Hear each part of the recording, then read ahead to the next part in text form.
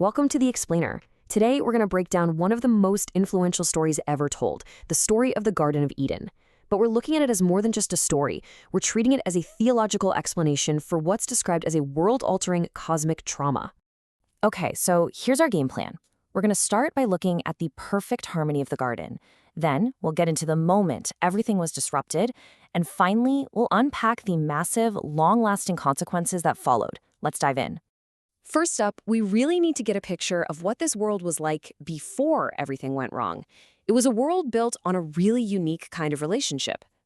Now, this is a really important idea the source material lays out. The foundation of that first human relationship wasn't some kind of business contract. It was a covenant. Think of it less like a transaction and more like a deep, all-in bond of commitment, surrender, and love. It's that idea of leaving and cleaving. And this one line, wow, it just perfectly nails the vibe at the start of the story. You have complete openness, total vulnerability, and absolutely zero shame. It's this picture of pure innocence, and it sets a crucial baseline for just how dramatic the shift is that's about to happen. But then, we turn the page to Chapter 3, and everything changes.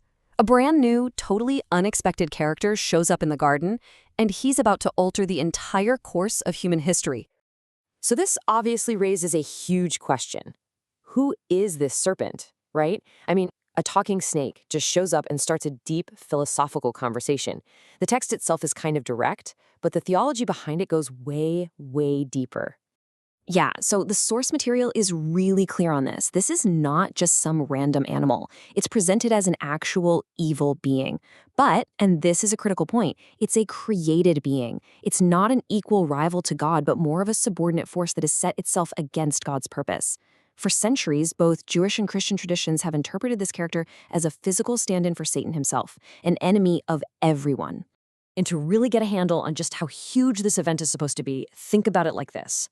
We all have these before and after moments in history, right? Like for a generation, there was a world before Pearl Harbor and a world after. For us, there's a pre-9/11 and a post-9/11 world. Well, the fall is presented as the ultimate cosmic trauma, the event that created the fundamental divide for all of humanity between a pre-fall and a post-fall world. Okay, so how did the serpent actually pull this off? It wasn't a head-on attack. No, it was something way more subtle, way more cunning. It was all about twisting God's own words. So check this out. This is the serpent's first move, and it is brilliant. God's command actually starts with incredible generosity. Hey, you can eat from any tree you want, but the serpent just flips it on its head. It reframes that generosity as total restriction, asking, did God really say you can't eat from any tree?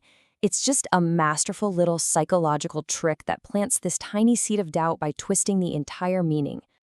And then, after planting that seed of doubt, the serpent just goes for it. No more subtlety. God gave a crystal clear warning. Do this and you will surely die. The serpent's comeback? A flat-out lie. The exact opposite. You will surely not die. This isn't just a trick anymore. This is an open challenge to God's reality. And here's the thing you gotta understand. This act of disobedience, it wasn't just about breaking a rule. No, it was a complete total inversion of the way the world was designed to work. It turned everything upside down. So in the beginning, the way things were set up was super clear, right? You've got God at the top, the ultimate authority. Then you have humanity, man and woman, who are created to kind of rule as his representatives. And then at the bottom, you have the animal kingdom, which includes the serpent, which is meant to be ruled by humanity.